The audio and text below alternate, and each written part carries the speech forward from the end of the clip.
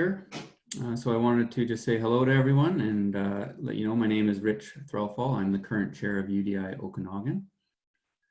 I want to welcome you and thank you for participating in UDI Okanagan's second webinar.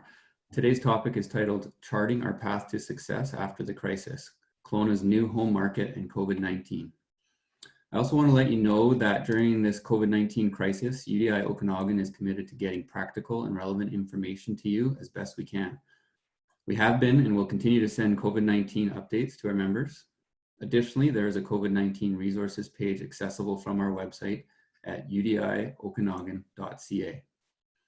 We also have more webinars in the works and are exploring other ways that we can further support our members and the community during this time. I would like to thank our moderator and panelists for being here today. Please join me in welcoming Evan Duggan from Talk Shop Media to do the formal introductions and get the discussion started. Thanks, Rich, and thanks to the UDI Kelowna for putting this discussion together. Also, a big thank you to everyone who registered and is tuning in right now. We appreciate your interest, but most importantly, we hope everyone is safe and healthy and comfortable right now. As Rich said, my name is Evan Duggan. I'm an account manager with Talk Shop Media in Vancouver. We're Western Canada's largest full-service communications firm. And we have a specialized real estate team, and I'm part of that team. Before joining Talk Shop, I worked for about 10 years as a news and business reporter. Most of those years spent covering the commercial and residential property markets for the Vancouver Sun and other publications. But I do have a connection to the Okanagan and to Kelowna. I grew up I was born and raised in Lumbee, and I also went to school in UBCO. The panel we've built, if you checked out their bios and did the math, has well over 100 years of collective experience in the real estate industry. And while their collective experience still doesn't provide all the answers that I know that we're looking for during this time of uncertainty, I'm sure that we'll find some very helpful insights and ideas about where we are in the crisis right now. But also where we're going, where we're headed as a market and an industry. So after I introduce the panel, it will take about 40 minutes to raise some questions that I've brought to the panel. And hopefully we'll get a bit of a discussion going as well. After that, I'm going to retrieve some questions from the audience. And you can submit those questions through the Q&A tab at the bottom of your Zoom window. So onto the panel bios. I haven't memorized these bios, so you have to forgive me. I'll be reading off my sheet instead of looking into the camera. Kevin Edgecombe is the owner and president of Edgecombe Builders Group and has over 35 years of construction experience in the Okanagan's residential and commercial markets. Kevin is the past president of the UDI Okanagan and a current board member. His background is both site superintendent and as an architectural technologist, give him the ability to add value to projects by combining economical building principles with architectural flair. Renee Merrifield. Renee is the CEO of Troika Group, a Kelowna-based land and development company active in commercial and residential development projects and construction. Troika has projects in 4 provinces that cover more than 1,000 acres in total. Renee focuses particularly on entrepreneurship, urban planning, sustainability, and land development, health, leadership, water conservation, women in leadership, and eradicating child poverty cycles. Mark West is the founder and managing broker with Epic Real Estate in Kelowna. He has more than 30 years of residential, commercial, and recreational real estate project marketing and sales experience. About half of that time spent in the Okanagan Valley. Mark continued to be involved with all aspects of community planning, design, strategic marketing, and sales. Now, Randy Shear is the CEO of Mission Group in Kelowna with a background in architecture. Randall entered the development industry over 30 years ago. After 18 years with several development companies in Vancouver, Randy came to the Okanagan. In 2004, he joined the team at Mission Group, and as CEO, Randy oversees leadership teams for each department, including development, sales, leasing, marketing, construction, finance, and property management. He ensures that all of those teams embrace Mission Group's build it forward philosophy to make Okanagan the Okanagan the best place to live. So questions for the panelists. Let's get started here. How would you characterize Kelowna's real estate market 2 months ago, before this COVID crisis turned everything upside down? To put it another way, what were the good old days like 70 days ago? Randy, let's start with you. Oh, hello, everybody. It's hard to believe that not that long ago, we had an amazing start to the year. It was much stronger than 2019, and it potentially could have been a record year in the Okanagan. And so things are different today, but we definitely had a good start to the year. Renee, your thoughts? I would echo that. Q4 of 2019 and Q1 of 2020, we were on track to be the best years that we've seen probably since 2008, but definitely since 2014, 2015. And obviously, like Randy said, it seems like a long time ago that we were in those days, but only 70 days ago, I guess. Kevin, what would you add to that? What were we seeing just a couple of months ago? Yeah, certainly commercial sales were going very well. Commercial construction was going very well. Trades remain very busy in the industry. We are still on track, in fact, to have our busiest construction year since 2007. So feeling pretty fortunate about that. You look at the amount of cranes that are in Kelowna, it's pretty incredible what's going on and is still going on currently. So I think we're doing pretty well. And Mark, your thoughts on that? Well, I didn't have a gray beard 3 months ago, but no, the 2019 was an interesting, it was a relatively flat year in our world. Very optimistic for 2020. We're a lot of planning, a lot of interest, a lot of registrations. In the first part of the season, it was actually kicking in a little earlier than normal on our side of the cycle. And then here we are. It stopped pretty significantly. Yeah, and that, of course, is the next question, and one of the major questions, just what have been the impacts so far of COVID? We'll get to the Kelowna market next, but just more generally, what are we seeing across the province in terms of how this crisis has unfolded so far? Randy, we'll start with you again. Yeah, well, I think each one of us that is listening in and sitting on the panel would say that the entire economy has been affected. Unless you're in the food industry or the healthcare industry, I mean, you've been impacted too with high volumes of need, but the whole market has been affected. So that's, of course, affected the real estate market because we're part of the economy. And I think what you've seen across the province is that large-scale projects have been delayed. Things that might have come to market have been put on hold. And so it's a time where many people are feeling some uncertainty, and so I think that as far as we're concerned, we are definitely still bullish on Kelowna, on the market, and we have projects that we're working on right now. We're just not bringing them to market yet. And Renee? Q1, I mean, to Randy's point, Q1, obviously we were down in, as an economy across Canada. We're looking at some of the worst numbers in 2019 that we'll post since the Great Depression. That's going to have a tremendous impact on the economy. In building and in construction and development, we are so fortunate that construction still is moving forward. And to Kevin's point earlier in his bragging about posting the best year ever for his company, honestly, our construction teams are still moving forward, and we do count ourselves very fortunate for that we can, really perform on the contracts that we currently have in place.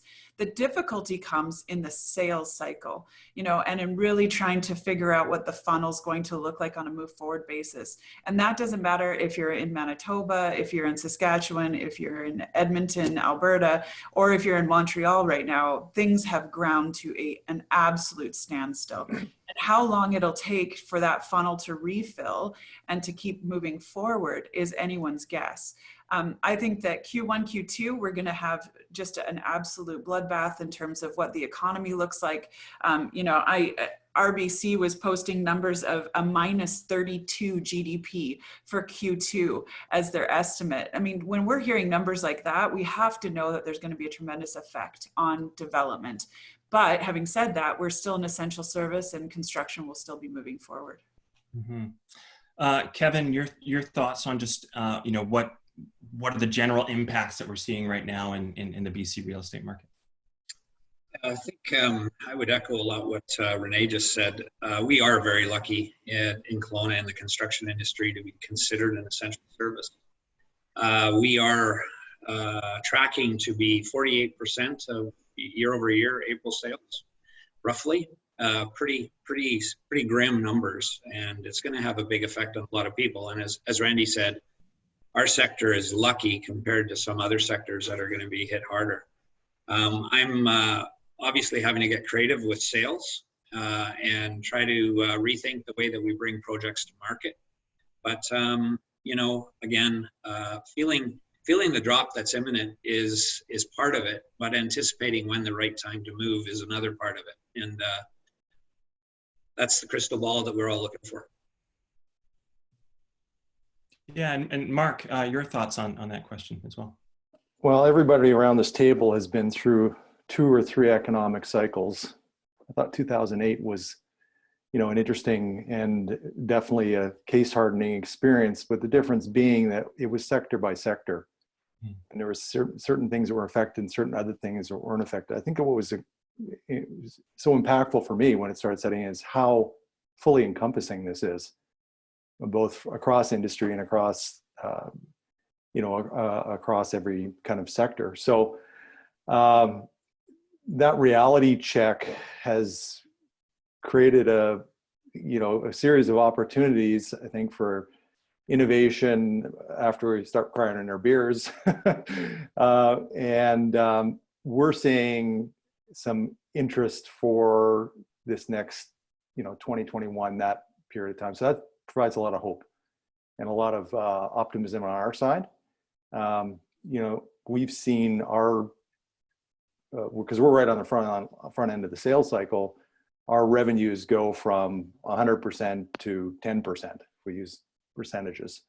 That has significant issues on our, the people in our industry, be it general real estate or in the project marketing world and so on, as far as our cash flows. Fortunately, we have projects that are closing and people are closing on their sales for the most part now, that from what we've seen. So I think if in the industry as a whole that we can move through and hang on for the next 6 to 12 months, I think there are some brighter times ahead. Yeah, Mark, you sort of led me to our next question, which is to sort of to localize this issue a little bit more and also dig into what you're experiencing with your businesses.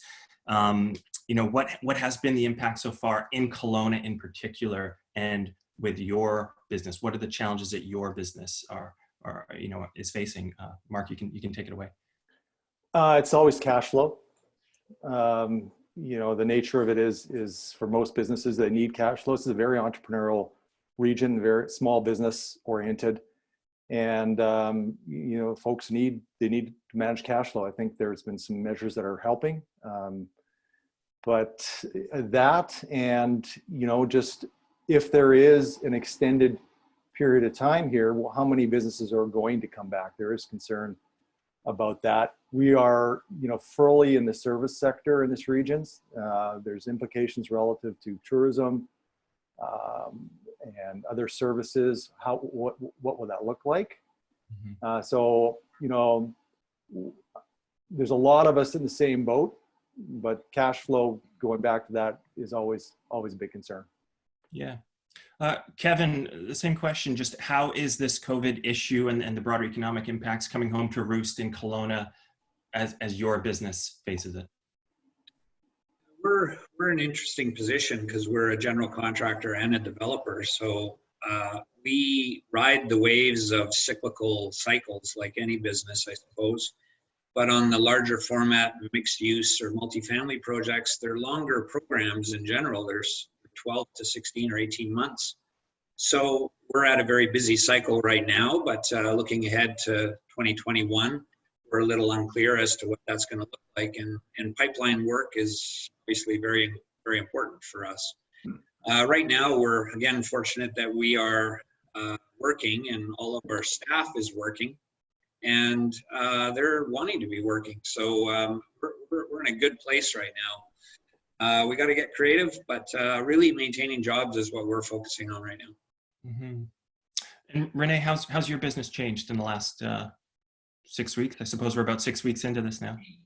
Yeah, I would say the biggest change is just in sales and in people movement.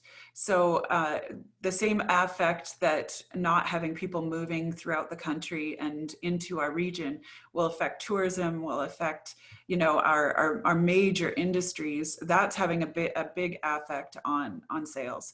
You know, you have people that are waiting to come out and see the product from Vancouver or from, you know, from Calgary. And so people not being able to move around is just having a huge impact. I think the other thing that I'll touch on that hasn't been mentioned also is fear. Right now, people are fearful, and it doesn't matter how many precautions you put into place. There is still this kind of overwhelming fear. And I have to say, you know, I'm sitting here and I would say I'm immune to the fear. I'm invincible. You know, I don't care if I get COVID.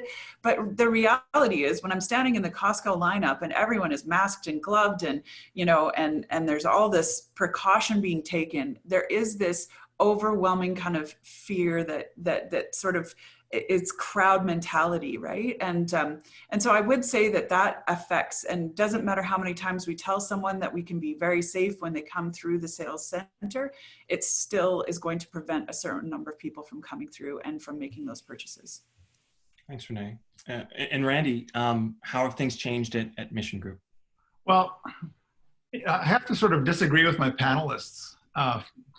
You know, we found that since early April, the last couple of weeks in March were very quiet, but since early April, we're actually seeing more traffic, more registrations, not pre-COVID, but, you know, post, you know, sort of mid-March. And we're actually seeing active buyers. The buyers that are out there are homeowners. The investor buyer, yeah, they're quieter, but there's actually people's lives change. People get married, people move in together, people have children, children move out of the house. So people need to move from a larger home to a smaller home, or a smaller home to a larger home, or they want to stop renting and they want to own. So there is some of that activity. And, you know, another example, at downtown in the last few weeks, we've signed a lease deal with a very popular eatery, farm to table, to move into one of our commercial spaces downtown. So there are businesses that are planning for the future. It's not all doom and gloom. And the other thing is that at Mission Group, one of the things that we're doing is we're relearning what it means to actually market and sell in an environment where the virtual connection is something that is, you know, maybe we were too traditional before. And so we're learning new ways and new channels to communicate.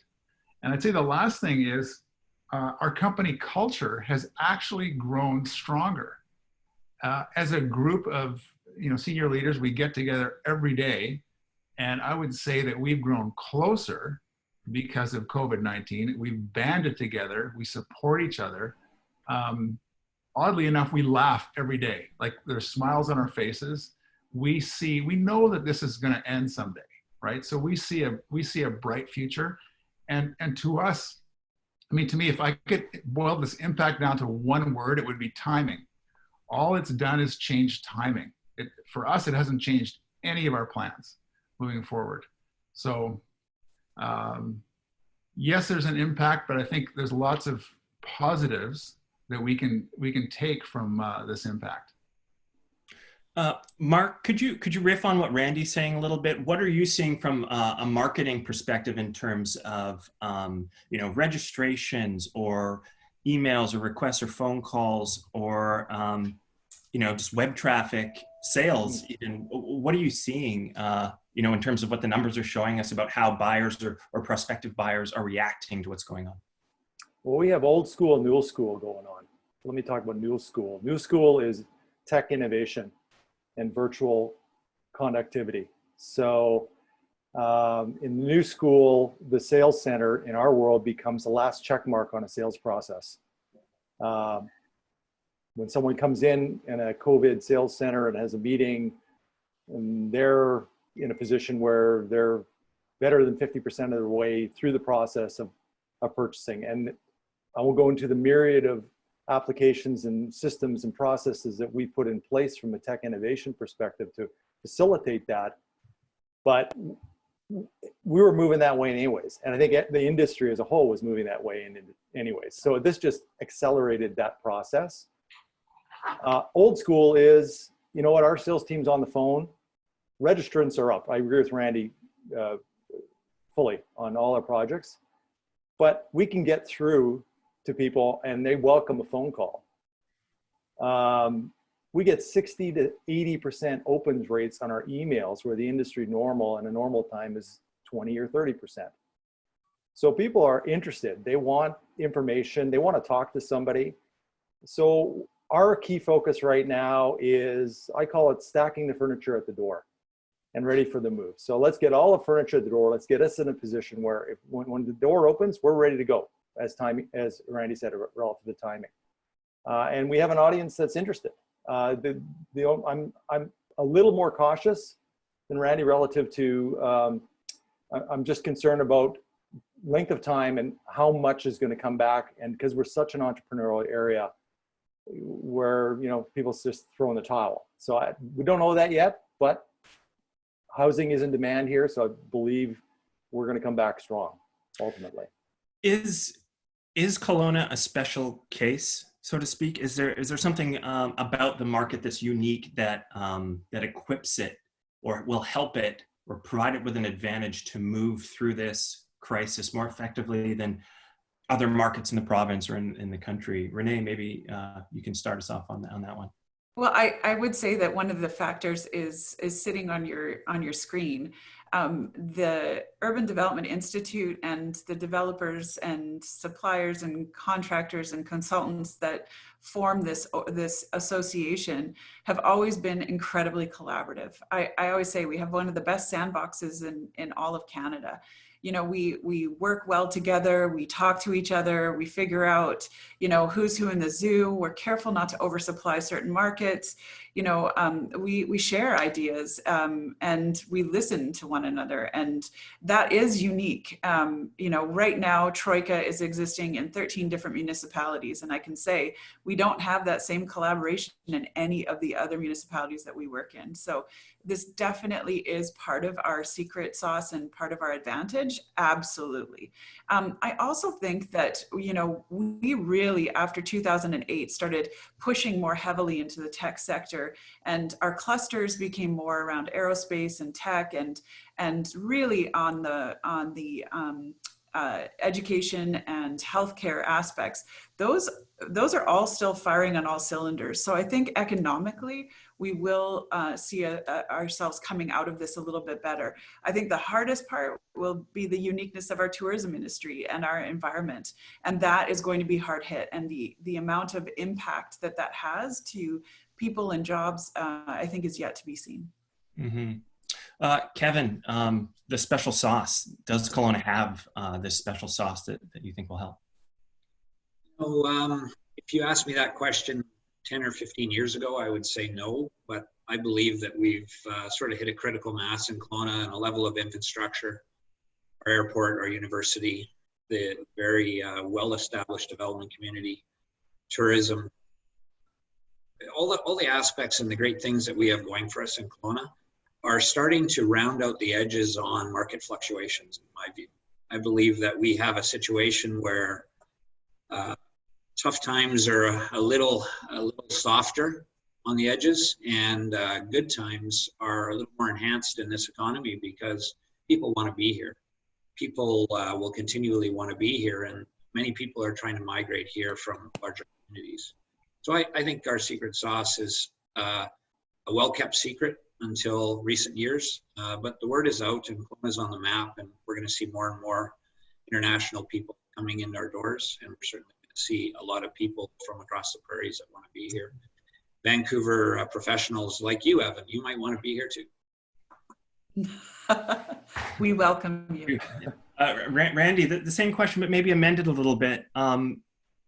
Everybody knows that the Okanagan is such a special summertime destination for so many people. How do you see presumably fewer people coming this summer because of what's going on affecting, you know, the market of people who come to the Okanagan and then say, oh, I want to buy a home here? Do you see that as a bit of an obstacle as we move through the rest of the year? Not really, because so many of those visitors are repeat visitors. I'm not in the tourism industry, so I don't know how many new visitors versus repeat visitors we get, but I would bet the majority are repeat. And, you know, the secret sauce here in Kelowna is unbelievable. I mean, we live in the greatest small city in our province, and we live in the best province in the country, and we live in the best country in the world. I mean, it's everybody wants to be here. Just in Mission Group alone, some of our staff hires in the last year that have come from, we have incredibly talented people that we've been able to recruit to work for us, and they're from Toronto, they're from Vancouver, they're from Alberta. We just welcomed 2 weeks ago a new CFO from Alberta, and in the last year we've you know, welcomed people from Calgary, Toronto, Vancouver, and so they want to be here. Here you can have a work-life balance, and we also have a community that's healthy. We don't have the same, we might have the same social distancing and isolation that other places do, but we don't have this massive issue of people actually being sick from COVID-19 here or dying. And it's viewed as a healthy place to be. So I think people in the larger centers, particularly Toronto and Vancouver, who maybe where people are living much closer together, are looking for a change. Mm-hmm. And, you know, many people, this used to be a resort community, a retirement community, but now the 30 and 40 somethings are wanting to be here, to have a career here, to have that work-life balance, some to raise a family, and others just to be here. So I think that while there may be a downturn in tourism this summer, I don't see it really impacting any sales that would otherwise happen this year. Mm-hmm. Some of the evidence that we're starting to see now coming from the public health officer and the provincial government is optimistic. It's showing that our province has so far been successful at flattening the curve of the virus. But authorities have also been stressing to us or priming us that physical distancing measures are not going away until we get the ultimate solution, which would be a vaccine. So my question from that is just, what are your teams doing to get creative or to maintain the pipeline of much needed new housing while respecting physical distancing? Mark, do you want to start? Just tell us about how you're marketing and selling real estate without people coming together. Well, first of all, I'll talk about the physical distancing. We're a small office, so all our staff can stay on point because we have enough physical distance and separation to allow us to keep open, and we haven't laid anybody off. And are chugging forward, and we're busy as can be. There is a COVID awareness component that we will bring to the relationships that go into the physical exchange that goes on between the consumer and our teams. And so we see a COVID-friendly sales centers. They're by appointment. We see, as I mentioned earlier, extensive use of technology in advance. We see things like FaceTime sales tours. We see the extensive amount of 3D or fly-throughs, sales center fly-throughs, building fly-throughs, those kind of tools that are all readily available. And amazingly enough, compared to, let's say, 2008, other areas, other times when markets got tough and so on, the technology is here and it's not expensive and it's readily available. So that's really where we're focusing on. We're focusing on really developing relationships in advance with people as much as possible. through things like Zoom. Zoom is our main platform for communication, and other as much face-to-face, but not in your face kind of communications and connections with people. And they're responding to that. I do think that by nature and social activity, we will have behaviors that are changed for a longer period, and probably more in the beginning than later. When people stop getting nervous about, going into the elevator with another person, which I ask, can I go in the elevator with you? Kind of thing with other people, then we'll see a little bit more of a normalcy. I don't think it's going to change. I think it will move back to certain ways of operating, but not fully. So I think the technology and the innovation will sort of help adjust to that. Kevin, creativity amid social or physical distancing, how's your team adapting? I've always been a strong believer in the good times and the bad. You got to remain visible. You got to get your face in front of a crowd, no matter how it gets there. That's certainly important. And if you're involved in the community in any way, that's an important thing to do in difficult times as well as good times. Our company is certainly focusing on all the safety measures associated with physical distancing, and we're lucky enough to be able to accomplish that on our sites for the most part. And our staff is very aware, and we certainly are doing what we can to stay on top of that piece. We're also having to get creative. As Randy said earlier, some projects are being delayed, and we've been delayed on one project, but we've decided recently to start that project. And we're either going to look like morons or rock stars next month when we dig a hole on our Soul Rutland project. But reality is we're going to go ahead.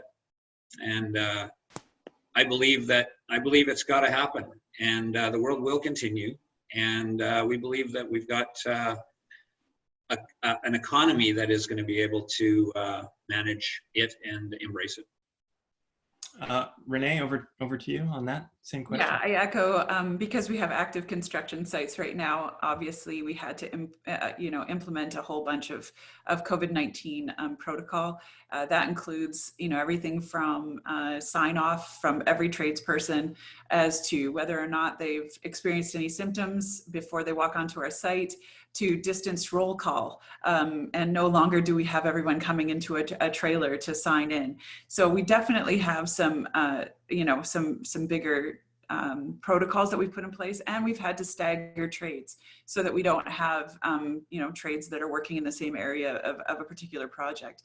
So whether that's our townhome project like the Landing in Lake Country, or whether that's Green Square where we've got active residents, and that takes on a different note, or West Harbor with active residents, we've had to really do things differently.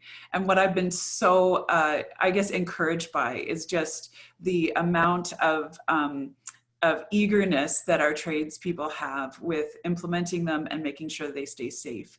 The office staff, they've all dispersed for the most part. Anyone who can work from home works from home, and we do that. And I want to echo what Mark's saying.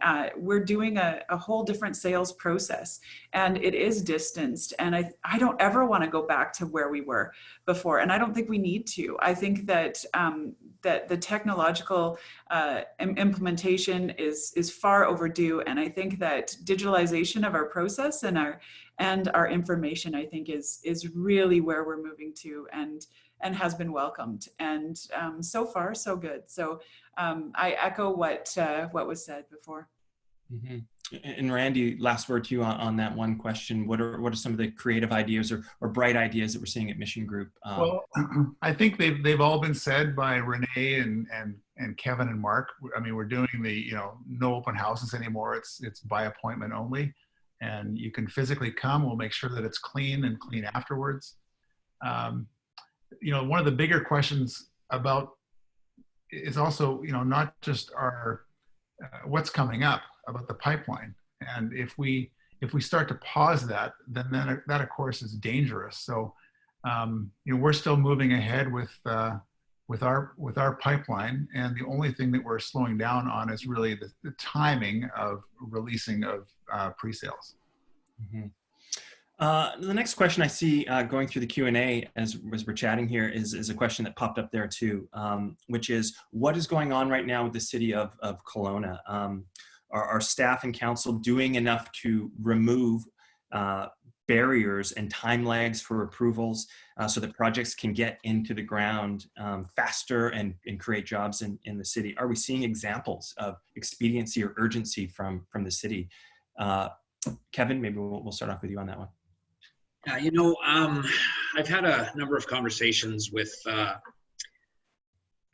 staff in the planning and the building departments, and I think they're working as best they can to keep things moving despite the challenges. Many departments are working, and many of them are in their offices, including plan checking departments. Building permits are being processed, and the initiative of what they call delegated authority is something that I think is really interesting. In our day and age, it's tough to do a development without the odd variance, but those that are fairly streamlined and in keeping with the OCP are able to be handled fairly quickly by staff, or senior staff can process these files. There's an unprecedented amount of DP applications sitting at City Hall currently, and there's going to be a bit of a backlog for a while, and what used to take 4 to 5 months to process might take 8 or 10 or 12. But I believe the city is doing a good job of trying to keep things moving. Renee, what's your assessment of what's going on at the city level right now? Yeah, I think it's good. I think that everyone, has a different level of focus right now because there isn't, the people distractions that maybe we once had. So we're finding that some things are moving much faster than what we've experienced in the past. Some things are a little bit slower, but for the most part, I would say that what we're seeing from our own sites, we're seeing also from the cities, more video conferencing and telephone calls than, hey, I'm going to run down to City Hall and have a meeting with you. So I do feel like there's a responsiveness to it and an openness to how do we keep things moving forward. I think that there's a little bit of a, what do we do and how long do we do it for? That I don't think anyone understands or knows yet. Mm-hmm. Randy, are you sensing any urgency or optimization coming from the city right now to get projects going? It's challenging for the city. I mean, how do you conduct public hearings, with social distancing? And so we're very grateful that they have instituted a way of doing that. And I think their first public hearing is in May. That's important to us because, of course, we have a big application that has a variance. It does comply to the OCP, but there's a variance involved. And so we need to be part of a public meeting. Staff doesn't have the discretion to deal with the variance. So we're grateful that the city is instituting that. I'm also grateful, and I'm sure Kevin, you are too, and Renee, that building inspectors still come and inspect our construction sites. And we need that. We need that for occupancy permits and for just moving the project forward. So we're grateful for the participation of the city in a time when, many of their employees maybe don't feel as safe as they otherwise would if they were staying home. Mm-hmm. What are some of the lessons that we've learned so far? I know that maybe we're not even at the middle of this crisis, but what can builders, sellers, buyers be doing to protect themselves from future large-scale public crises like this? Put it another way, is this Black Swan event preparing us for the next Black Swan event in any particular way? Mark, how about we start with you on that one? Well, look, any crisis event, particularly in an entrepreneurial town like Kelowna, which is always one of the reasons why I moved here, will inspire creative ways of thinking and innovation. So I think it's very easy in a place like Kelowna to sit back and, when you've had some good times and you can get a little lethargic at times. This is a wake-up call. It's gonna inspire a lot of people. One of myself and our team, echoing Randy's comments, our team is probably tighter than it ever has been. There's greater communication now than there ever has been. And as I said, I'm very optimistic about it. The lessons learned is just don't take anything for advantage. Life always changes. It's always moving, and focus on your relationships. Yeah, that's the stuff that's going to get you through all of this stuff. It's all the relationships you have, because we're in it together. So if I said anything, make sure, you know, what I've learned is the value of my relationships is so important. And, you know, when times are great, cherish those relationships too. So. Kevin, same question to you. Has real estate changed forever? No, I don't believe it has. My view on, I think this is the fourth major recession BC's gone through in my lifetime. And typically the first thing out of a recession, and probably the strongest bet out of a recession, is real estate. So I think that we're going to see a repeat of that, where real estate will be a solid investment option for in many people's minds, as opposed to some other alternatives. I echo what other panelists have said, that relationships are key at a time like this. And I think times like this bring out the best in people. And I think it's important to respect people more at times like this, certainly appreciate people more, your staff, your clients, your friends, your families. I think this is a great opportunity for our community to pull together, band together, and continue to do great things. Renee, over to you on that same question. Okay, are you looking for lessons learned, or have we changed forever? Yeah, I mean, I suppose it's sort of the same thing. You know, whatever you feel like you want to express about that. I mean, being younger than some of the other panelists here, Hey. I have to say that 2008 was really my first big kick at the can in terms of dealing with crisis.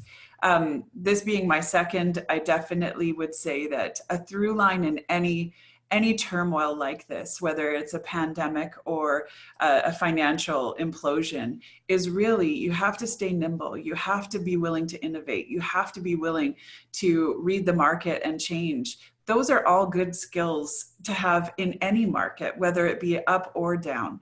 So I really say that if we change, I hope we change for the better, and that we would always consistently want to be improving in our level of sophistication and in how we do things, and in meeting our market's demand in a better way and in a more effectual way. I always say that crisis crystallizes purpose. What is our purpose as a real estate and development industry? And how do we meet the needs of the community that's around us, whether it's in a pandemic, after a pandemic, or as we move through into a positive economic aspect? I agree with Kevin. Hold on to your hats and sunglasses. I think that Q3, Q4 of this year could see a real surge in real estate. The governments, I believe, are anticipating that and trying to make that happen. That's where you see low interest rates. You see, an increase in liquidity for all of the major banks. And they're doing that so that they can really get money out into the industries as quickly as possible. And, I've attended 3 different chief economists panels over the last 2 weeks. And in all cases, they have said real estate will lead us out of this recession. So I do think that we need to be ready. And part of what we're learning right now is readying us for what is to come. Mm-hmm. Randy, I'm going to start my last question to you before we dig into some of these questions that are gathering in the Q&A section. Just before we stop, a word of optimism. What gives you hope or optimism, for your business, your community, whatever? Maybe let's hear something positive from you before we... Sure. So my career started in the 1980s. Renee, you were probably just barely alive. I might have been like 7. Okay, there you go. And I started my career in a terrible recession and it was in the early 80s, and interest rates were over 20%. I'm looking out my window right now in the office. I'm doing this from the office because I wanted to make sure that we had good Wi-Fi and there would be no interruptions if I did it from home. And I'm looking over Dilworth Mountain. And Dilworth, there was a company called Dayon, and they went into receivership over that. And of course, we know look at Dilworth today, right? It's built out. Dilworth Homes ended up buying it, and now we've got a beautiful development up on a hill. So every dark cloud has silver linings. There's so much opportunity just around the corner. And so, you know, having gone through these up and down cycles, you see that. So I'm going to read something to the group. Some of you may have read this before, but this pandemic in Kelowna, right? I've never been through a pandemic globally in my life, right? So this is new to me, but it's not new to Kelowna. I don't know how many of you know this, but I'm going to read from the Kelowna newspaper on Thursday, November 7th, 1918. So this is over 100 years ago. And this is a public notice that was put there. Here we go. Notice is hereby given that in order to prevent the spread of Spanish influenza, all schools, public and private, churches, theaters, moving picture halls, pool rooms, and other places of amusement, and lodge meetings are to be closed until further notice. All public gatherings consisting of 10 or more are prohibited. D.W. Sutherland, Mayor, City of Kelowna, British Columbia. So you see, those people might have thought the world was over. And it wasn't. I mean, look at what Kelowna has done. People have an amazing ability to adjust. And we find that this community is coming together. I'm so proud to be here with these panelists and so proud to be part of UDI Okanagan and be participating here. And often in tough times, relationships are strengthened. And not only, you know, family relationships, but friends and colleagues in business. So we know this is not going to last forever. I don't have a crystal ball. I can't tell you when it's going to end. I may say, well, it'll be fine in Q3 and 4, just like Renee. And I hope so. But if it's Q1 of next year, so be it. Or if it's Q2, 3 of next year, so be it. We're all in this together. So yeah, I just want to say that it's just a timing thing, and we're going to come out of this, and we're going to all be much better for it. We have about 9 minutes, 10 minutes left, so I want to dig into a few of these questions that have come in from our audience. I'll start here. This one's from Bob Evans.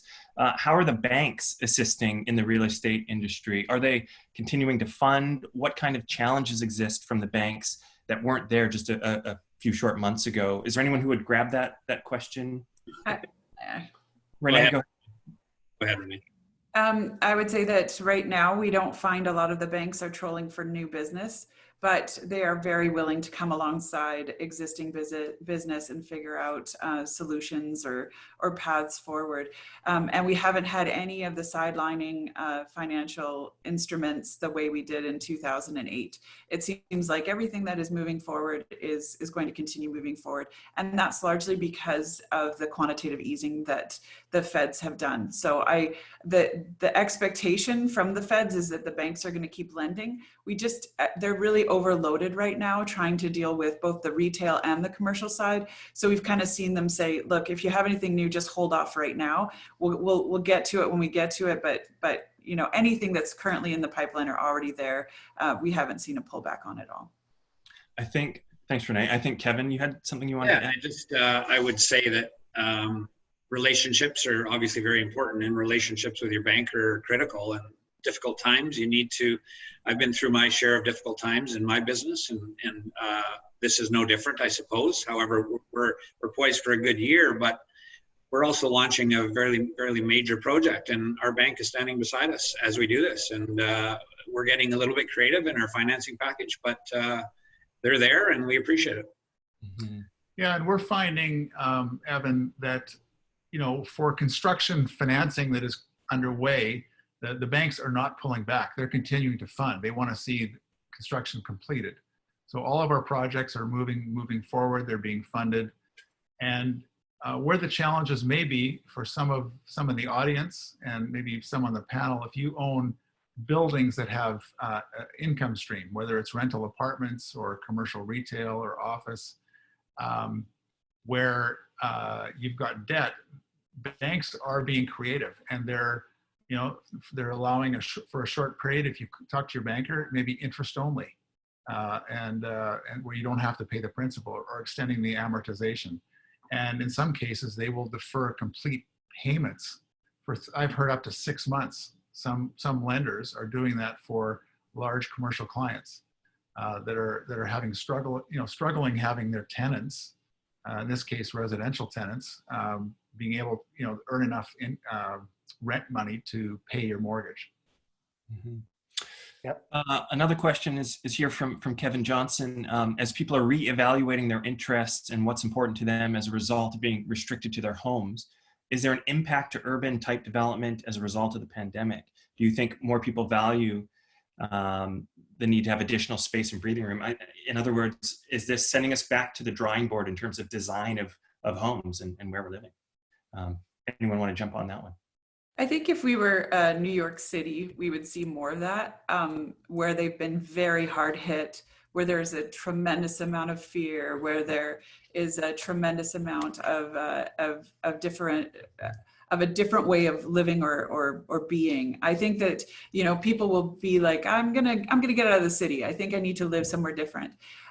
But being in Kelowna or the Okanagan in general, I don't think we see that. We have people that come from all over the world to be here because we have more breathing space, because we have more, naturalized area that's within a stone's throw of where they live.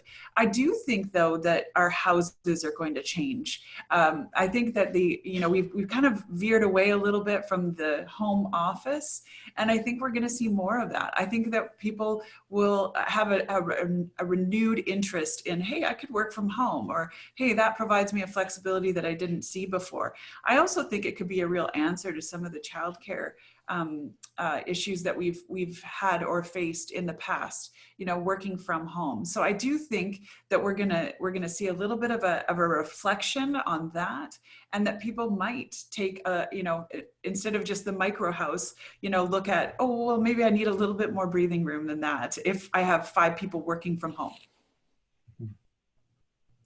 Yeah, anyone else want to mention something along those lines? Mark, anything to say about? Yeah, I was reading an Architectural Digest article recently about this same topic, and early 20th century homes around the time of the Spanish flu and so on. It was interesting. They had outdoor sleeping patios, and they used a lot of white tile because they could clean it easier. It was easier to see stuff. I suspect you'll probably see some of that stuff moving into easy to clean, easier finishes, that sort of thing. I will say for Kelowna, we are seeing, there's other factors, there's demographic shifts. So for what we operate in, the world we operate in, we're seeing people moving from single family homes into condos or townhomes because they want a simpler lifestyle. There'll be a certain number of people that will be concerned about health risk about that, but they're doing lateral moves, particularly locally, what we're seeing, transferring funds.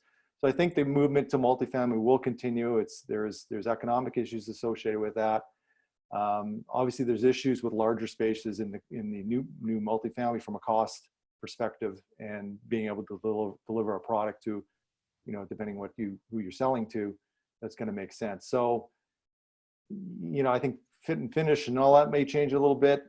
Things like, more, sunrooms and patios type of space, but I don't think there's going to be a real diminishment in the multifamily side of things. There's an interesting and important question that's come in from Ken Kunka. He's saying, do you think that the entry market product will be more difficult to move, as it appears that people in lower income brackets, so people in the service industry who have been hit particularly hard, will be hit particularly hard in the next 18 months? Will this boost the need for more affordable rentals in the Kelowna market for people who are going to be struggling?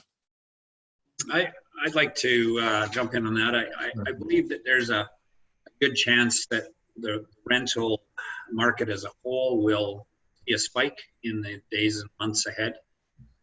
Stress tests are being pushed back a little bit. There's a reduction in the stress test being pushed back a little while. So we're going to see some people not qualify for mortgages. I believe when it comes to architecture and what we design moving forward, we're definitely going to have to keep attainability front of mind. Something like a pandemic that occurs that really stresses people out about their finances, personal finances, is going to sort of shore up that notion that maybe we got to pack away a little for a rainy day. So I believe that there is going to be a bit of a shift that's going to be focusing on attainability. Mm. Randy, did you have anything you want to say about that? About maybe this changing the type of housing that we're going to build for people, rental being a priority? Yeah, well, attainable housing, affordable housing. I think in Kelowna, there's a lot of construction still being finished, still being built. There's going to be quite a bit of new product coming on, and so as the supply increases, I think we're going to see a bit of a demand shift. So vacancy rates will go up, and rental rates may soften a little bit, depending on the location. So oftentimes, that person that's maybe renting a 1-bedroom and maybe they're paying $1,400 a month. Now they're getting a roommate, they're getting a 2-bedroom and paying $1,800 a month. So they're each paying $900. So I think you're going to find people being more financially prudent and dealing with the inconvenience of roommates versus being on their own. I think you're going to see some of that in that age demographic. And I still think that Kelowna is going to have some, with the low mortgage rates, and if you have a decent job, obviously if you have no job, you're not going to buy anything. But if you have a decent job and with low mortgage rates, there's going to be some great buys out there for people coming up. I would just take a little bit of different slant. Yeah, last word to you, Renee. I think Ken is correct in that we're going to see the lower. This is really an issue most hit in the lower jobs, and so I think you are going to see that sort of take a hit. Those jobs are also the quickest to come back. It's harder for the big company white collar executive jobs to recover if those are the ones that are hit. So in 2008 we saw a lot of that. I think that yes, there will be a short-term hit, but I think that will recover quite quickly. All right, everyone, that's our time. So I'm going to stop us there. Thank you, panelists, for all of your great insights, and of course a big thank you to everyone who tuned in. I'm going to throw it back to you, Rich, to say a few things to close us out. Thanks, everyone. Perfect. Thank you, Evan. Thank you. I'm just going to take a moment here and get our contact information up on the screen here. It should be there now, hopefully. So yeah, I also would like to thank the panelists and also the moderator for a great discussion. It was really great. I'd also like to thank everyone who was able to attend today. Just as a reminder, this webinar has been recorded and will be posted on our website and sent to our members. We also encourage you to contact the UDI office if you have any other topics you would like to see.